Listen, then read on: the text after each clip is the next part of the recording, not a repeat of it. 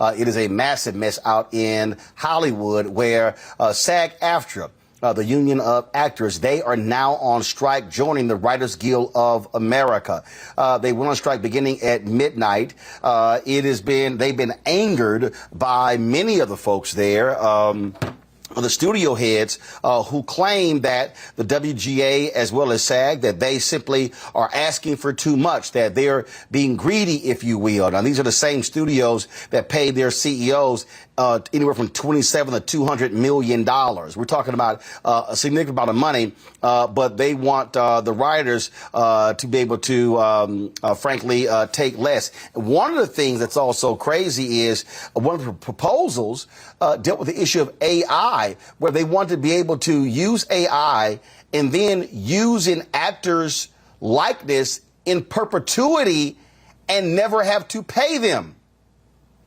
One of the folks is on the board of SAG-AFTRA, actress Yvette Nicole Brown. She joins us right now on Roland Martin Unfiltered. Yvette, how you doing? What's up, brother? Good to see you. So here's the deal.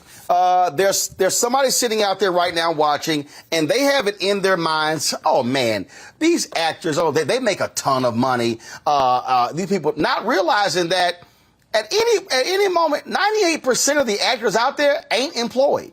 We start talking about health care benefits. We start talking about residuals. We start talking about, and now how streaming has changed the game. You used to have a network show. You would get a full season, 22 episodes.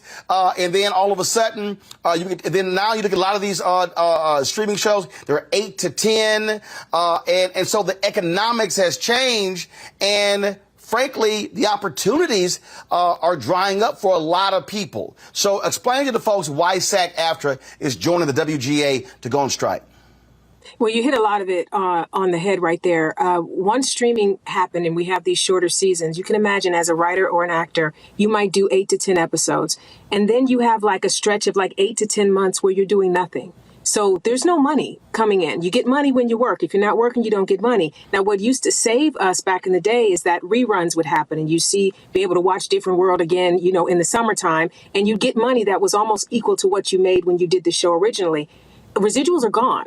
So people are now signing up to do a show. They do their 8 to 10 episodes, then they don't work for 6 to 8 months, and then they're also held exclusively by that streamer or that network. So now I can't work anywhere else. I can't make any money, and you're not paying me any residuals. And then, so that affects my health care, that affects everything. And people think that just because someone's on television, they're rich. It has never been the truth. Now, there's some people, the people that are the multimillionaires and the A-listers, they doing all right. But this is about the 98% of us that are not working all the time and what can be done to help them. I'm of the mindset that I'm my brother and sister's keeper. It's not okay for me to be okay if y'all not okay. Now, I wish the producers thought like that, because as they take their millions and buy their yachts and go on their fancy trips and have their interviews on meadows of green, acres of green, they aren't thinking about the people that may not be able to pay for their children's school, or may not be able to pay for their health care, or may not be able to pay their rent. And then that quote that came out that one of the producers basically said that their goal is to choke us out until people lose their apartments and their homes. That is so inhumane. Yeah. It's inhumane. At what point is enough enough? How much money they literally said, for the folks who are watching and listening, they said, hey, we wait 3 or 4 months, we can starve them, and they're going to begin to lose their apartments and their homes. Yep. Now, these are the people that we're negotiating with. What I loved about what our president, Fran Drescher, did yesterday is she just literally told it like it is. And she literally called it what it is. It is inhumane. It's disgusting. It's evil. The thing is, how can you be in this industry and know that you're doing well and not care that other people are suffering? I don't understand it. I mean, we see it, of course, in politics as well. There's a group of people that want to help everybody, and there's a group of people that's like, well, I got mine, get yours. It's not fair. And this is the thing. You don't have an entertainment industry if you don't have actors and writers. You don't. So I don't know where they think all this magical money they love is going to continue to come in if they don't have the people writing the stories, creating the worlds, and then actors coming in to perform those pieces. It's so short-sighted. And we're upset. We're mad. And we're ready. And the WGA is with us. We're with them. And it's like, bring it. I was out on the sorry, that's my dog sneezing. I was out on the picket line today, and everybody's like, let's do this. If they thought they were breaking us, they're wrong. We're energized and we're ready. The thing that, again, technology is changing a whole lot. You look at, like, one of the things that's happening, and again, that people don't quite understand. Warner Discovery has done this a lot. They started this, and now the other people are actually following them. They are literally pulling shows off of streaming services to save money for tax reasons. Yep. Now, that means that if you are an actor or a director and you put all of your time and energy into this work, then it's not available on the platforms, meaning you can't get paid. They say, oh, we've done the analysis, and these are shows that are not being streamed a lot, so therefore it's costing us money. And I'll give you a perfect example. Last year, when Showtime had their series on Uber, I was watching some other shows. I never got around to it. So the other day, I was like, man, let me pull up my Showtime app and look at the show. Wasn't there. Yep. I was like, wait a minute, this was a series a year ago. This wasn't like 5-10 years. So then I go to Google, I type in, kind of like, where's this series? Like, where is it? Can't find it. It's been pulled off the Showtime app. Now, if you want to watch it, you can buy it other places. And I was like, wait a minute, for something that's a year old, that was a several-part series, that was crazy to me. So that means that if you start in that, if you were one of the writers, if you were one of the producers and directors, you're not getting residuals from the airing of that show because it's been pulled. Yeah, but Roland, it's deeper than that. At least you were able to find it, to buy it.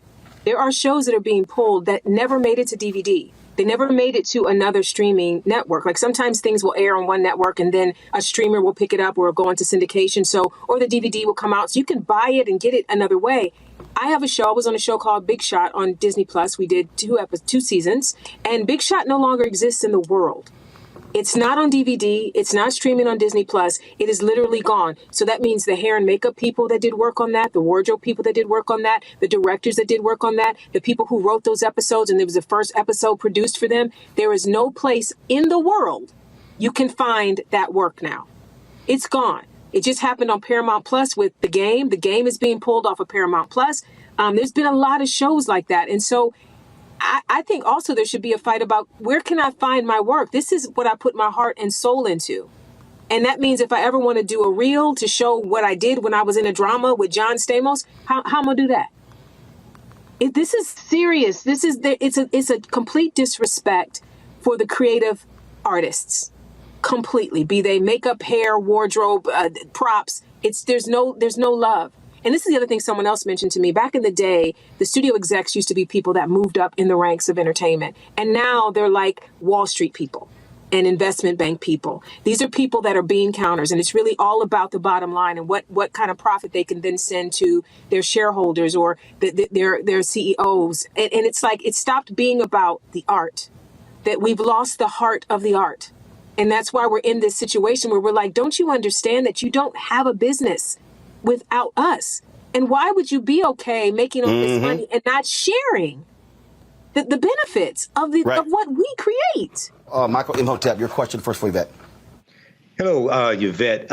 Thanks for coming on. Also, great interview with Joanne Reed. I've been following this, and one of the things that I'm hearing is that one of the things that the actors and screenwriters are fighting for is a greater piece of the pie when it comes to content that's on the streaming services now, because the way the contracts are, the way the payouts are when it comes to streaming is entirely different than it was traditionally.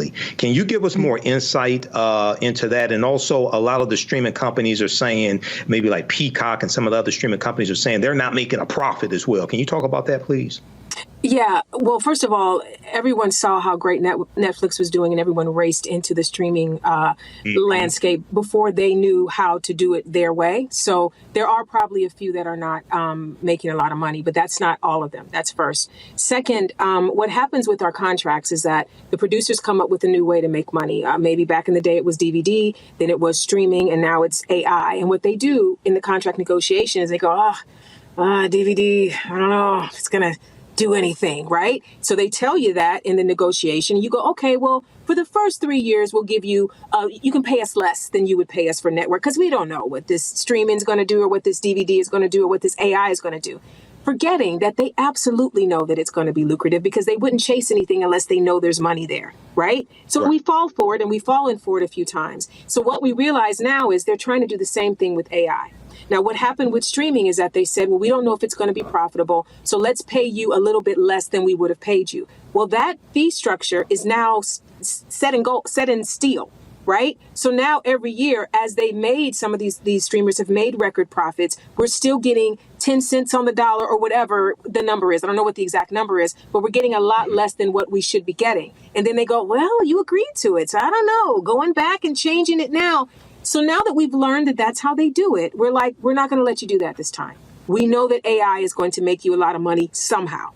So we need something in place now to protect us, to make sure that we don't do what was floated, where they wanted background actors to have their entire body scanned, likeness, face, all of it, which means they now own that person's entire likeness and they can plug that person in crowd scenes or anywhere else they want to in perpetuity.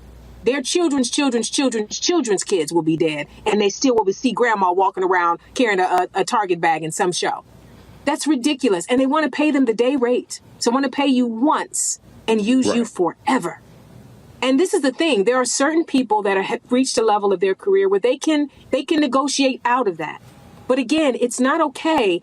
I'm not okay that I can negotiate it if the person starting in this industry or the person that hasn't made it to my level can't negotiate their way out of it. Because what they'll tell them is, well, we don't really need you. We'll get somebody else. And then there'll be somebody else that will say yes.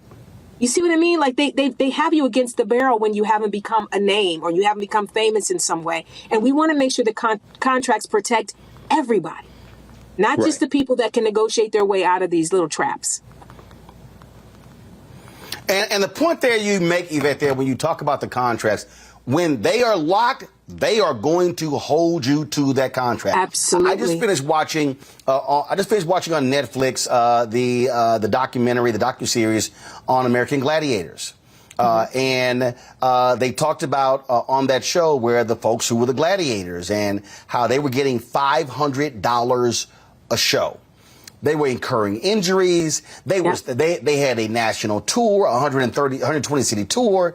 They were selling toys, merchandise, all sort of stuff. And the gladiators were like, yo, we make the show. And Sam Goldwyn, who they were doing the show, they were like, absolutely not. We are not renegotiating. You signed the contract, that's what you get. And they fired some of the original gladiators. And that's how they wrote. So this whole idea, so when somebody tells you, no, just go ahead and sign, we can take a look at it later. No. Don't do it. You better get it in writing because and then they're going to negotiate downward from that deal in the next deal. Yep. And this is the thing, too, that I don't know that people, I started out as a legal secretary. I don't know if people know that, but I was a legal secretary by trade before I became an actor. What people don't understand is that there's no such thing as boilerplate. Or this is just what we do. They'll say that. Everything in a contract can be negotiated. Every single thing. So don't fall for, well, this is just how we do it. No. We're going to do it different in this one. We're going to change this for me.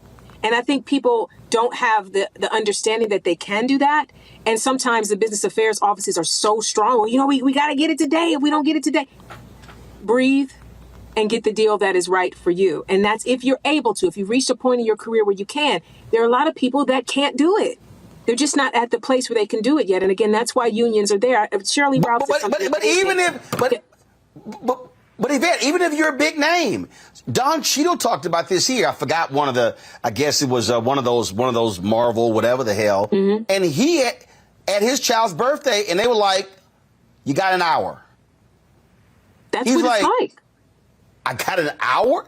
And he was like, this is Don Cheadle, Academy Award nominee. And it was like, okay, fine, it's your daughter's birthday, fine. We're like, we'll give you 2, but we need an answer. And he had no choice but to say yes, because they were literally like, we will move on. And remember, that was a role where he replaced Terrence Howard. Yeah. And this is the thing, too, though. I believe in this in regards to contracts.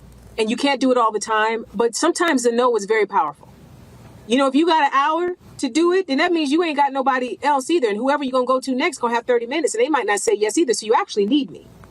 So I'm going to take this 5 hours to figure out if this is the right deal for me. Right? So I get it. Like it's tough. It's tough. And that's why it's important to make sure that as unions, we fight so that people don't have to fight so hard. But yeah, it happens every day. Matt.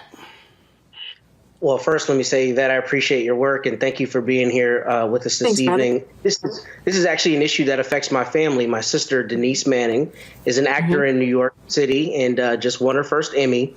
And, I reached out to her and I said, niece, what do I ask particularly to make sure that people understand this? And one of the things that was really important is she told me that a lot of this issue is framed about Hollywood and glamour. But as you've said, 98% of people in the industry don't fit that A-list kind of designation. So first, what suggestions do you have for people to really understand the gravity of the issue? You've kind of touched it, but anything anecdotal that might be helpful. And then secondly, she instructed me to say that people need to not use streaming services, and that's one way that they can support. But what other ways do you see that we can support? Because obviously we love your work. We digest it. It's gotten us through the pandemic. But we need to be standing in solidarity with you as you stand for what's right. And I want to know the best ways to do that. Thank you for that question, and please tell your sister, yay, congratulations. I think that since they only care about money, and they don't care about people, I think anything that you can do to affect their money will help the cause. I can't speak on what that should be, but her suggestion's great. Where do they get their money? So let's now hit them where it hurts. But it's going to take a lot of people saying, I'm going to not stream anything today. I'm not going to binge anything today. I'm going to cancel my service for a couple of months as long as the strike is on, I'm not going to watch this network, or I'm not going to watch this. It has to be a lot of people making that decision.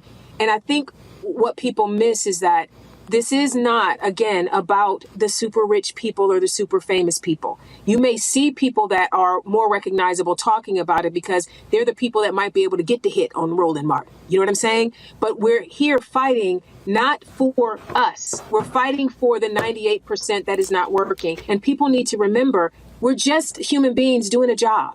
This is not about we're fancy and we're amazing. No, we're just acting is just a job.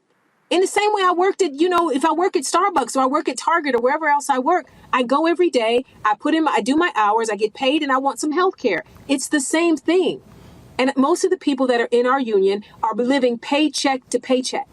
There was a story last year when the WGA first went on strike, where there was a writer who wrote on a show called The Bear, and The Bear was nominated for all these different awards. He had to buy a bow tie on credit to be able to have an outfit that he could wear. He had like $1.83 in his bank account when he was on the red carpet for this show. One of the girls, or a couple of the girls from Orange is the New Black, the second breakout show on Netflix, talked about how they were poor. They were poor. And some of them were working 2 jobs. You're going to set every day and doing, being on a hit show that's across the international hit. And then you're going to work at a bar at night to pay your mortgage or your rent. Like, that should not be. That should not be. So this is really just understanding that if it were you, if you were going to whatever your job is every day and finding out that you're making pennies on the dollar and the person that owns the company is a millionaire, the idea of saying that what we're asking for is unreasonable, but you get $27 million a year, but we're unreasonable because we want some health care. How? Make it make sense. Make it make sense. Where's the humanity in that? Oh, indeed. All right, Yvette, I appreciate it. We'll be watching to see what happens with this strike. Thanks a lot. Thank you, brother. All right, folks, back to our Roland Martin Unfiltered video in just one moment. For decades, the tobacco industry has deliberately targeted Black communities and kids with marketing for menthol cigarettes. It's had a devastating impact on Black health. Tobacco use claims 45,000 Black lives every year. It's the #1 cause of preventable death. In the 1950s, less than 10% of Black smokers used menthol cigarettes. Today, it's 85%. Ban menthol cigarettes. Save lives. When you talk about Blackness and what happens in Black culture, we're about covering these things that matter to us, speaking to our issues and concerns. This is a genuine people-powered movement. There's a lot of stuff that we're not getting. You get it, and you spread the word. We wish to plead our own cause. Too long have others spoken for us. We cannot tell our own story if we can't pay for it. This is about covering us. Invest in Black-owned media. Your dollars matter. We don't have to keep asking them to cover our stuff. So please support us in what we do, folks. We want to hit 2,000 people, $50 this month, raise $100,000. We're behind 100,000, so we want to hit that. Y'all money makes this possible. Checks and money orders go to P.O. Box 57196, Washington, D.C. 20037-0196. The Cash App is $RM Unfiltered. PayPal is R Martin Unfiltered. Venmo is RM Unfiltered. Zelle is Roland at RolandSMartin.com.